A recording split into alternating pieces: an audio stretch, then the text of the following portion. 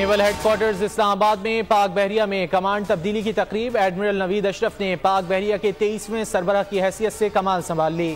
سبکدوش naval chief admiral محمد امجد خان نیازی نے کمان نئے نیول چیف کے حوالے کر دی۔ الوداعی خطاب میں ایڈمرل امجد نیازی کی ایڈمرل نوید اشرف کو مبارکباد۔ کہا پاک بحریہ کا شمار دنیا کی بہترین بحری افواج میں ہوتا ہے۔ پاک بحریہ سمندری سرحدوں کی محافظ ہے۔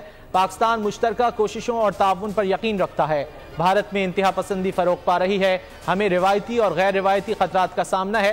تیاری اور حالات سے آگاہی ہمارے لیے اہم ہے۔ ایڈمرل نوید اشرف نے 1989 میں پاک بحریہ کی آپریشنز برانچ میں کمیشن حاصل کیا۔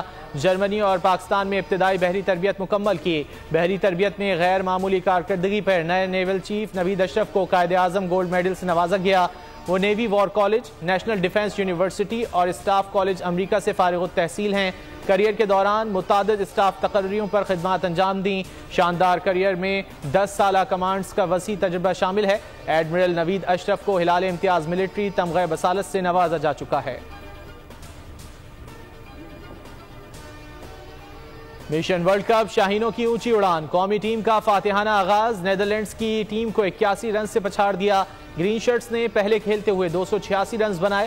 ہالینڈ کی پوری ٹیم 41 اوورز میں 205 رنز بنا سکی۔ محمد رضوان اور سعود شکیل کی 68 رنز کی شاندار اننگز۔ محمد نواز اور شاداب خان بھی شائقین کرکٹ کی امیدوں پر پورا اترے۔ نواز نے 39، شاداب نے 32 رنز بنائے۔ Saud Shakeel player of the match قرار۔ بابر کا ٹیم کی کارکردگی پر اطمینان کا اظہار۔ گرین شرٹس کا اگلا میچ 10 اکتوبر کو سری لنکا کے ساتھ ہوگا۔ کرکٹ ورلڈ کپ کا تیسرا مقابلہ افغانستان اور بنگلہ دیش آمنے سامنے۔ میچ کا دھرمشالہ اسٹیڈیم میں آغاز۔ بنگلہ دیش کا ٹاس جیت کر فیلڈنگ کا فیصلہ۔ چوتھے میچ میں آج سری لنکا اور ساؤتھ افریقہ مد مقابل ہوں گی۔ سری لنکا اور ساؤتھ افریقہ کے درمیان میچ دہلی اسٹیڈیم میں دوپہر 1:30 بجے کھیلا جائے گا۔ پی ٹی آئی میں جمہوریت نہیں تھی، سب فیصلے ایک ہی شخص کرتا تھا۔ استحکام پاکستان پارٹی کے رہنما محمود مولوی کی پروگرام ایسے نہیں چلے گا میں گفتگو۔ کہا تحریک انصاف میں بہت سے لوگ تصادم کے خلاف تھے۔ شاہ محمود، علی زیدی، پرویز خٹک اور اسد عمر تصادم نہیں چاہتے تھے۔ چیئرمین پی ٹی آئی کو یہاں تک ایک ٹولے نے پہنچایا ہے۔ یہ ٹولہ اداروں سے لڑنا چاہتا تھا۔ پارٹی میں کرپشن کرنے والوں کو سپورٹ کیا جاتا تھا۔ دہشت گردی اور جرائم میں افغان موبائل سمز کے استعمال کا انکشاف۔ حساس اداروں کی سرحدی علاقوں میں افغان موبائل سمز پر پابندی کی سفارش۔ غیر رجسٹرڈ افغان سمز سرحدی علاقوں میں بآسانی مل جاتی ہیں۔ افغانستان کے موبائل ٹاورز کی پاکستان کے بعض سرحدی علاقوں تک رسائی ہے۔ دہشت گرد اپنے فائدے کے لیے افغان سمز استعمال کرتے ہیں۔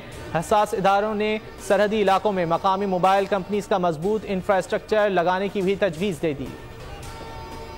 شہباز شریف نے نواز شریف کی واپسی کو ڈاکٹرز کی کلیئرنس سے مشروط کر دیا۔ کہا نواز شریف ڈاکٹرز کی کلیئرنس کے بعد تشریف لائیں گے۔ ڈیل ہوتی تو نواز شریف کو ڈھیل ملتی۔ مشرف دور میں جیل نہیں کاٹتے۔ نواز شریف کی واپسی میں کوئی قانونی رکاوٹ نہیں، وہ قانون کے سامنے پیش ہوں گے۔ 21 اکتوبر کو خود معاشی پلان بتائیں گے۔ تباہ معیشت کو بحال کرنے کے لیے نواز شریف دوبارہ کام کریں گے۔ ترقی کے سفر کو وہاں سے شروع کریں گے جہاں سے ختم ہوا تھا۔ احتساب سب کا ہونا چاہیے۔ شفاف الیکشن میں جو جیتے فیصلہ ماننا ہوگا۔ لندن کے دفتر میں آج میرا آخری دن ہے، پھر پاکستان چلا جاؤں گا۔ نواز شریف کی لندن میں صحافیوں سے الوداعی ملاقات۔ بولے لندن میں میرے خلاف 4 سال احتجاج کیا گیا، اس سے کیا حاصل ہوا؟ برطانیہ میں سب کو پاکستانی بن کر رہنا چاہیے۔ سیاسی مظاہرے کرنے ہیں تو پاکستان میں جا کر کیے جائیں۔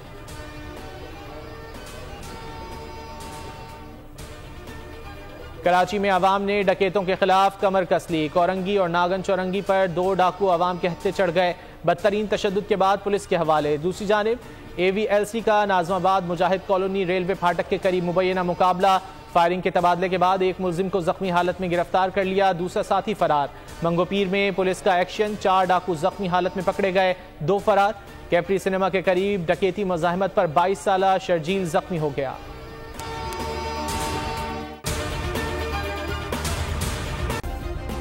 سبسکرائب کریں اور بیل دبائیں تاکہ کوئی خبر رہ نہ جائے۔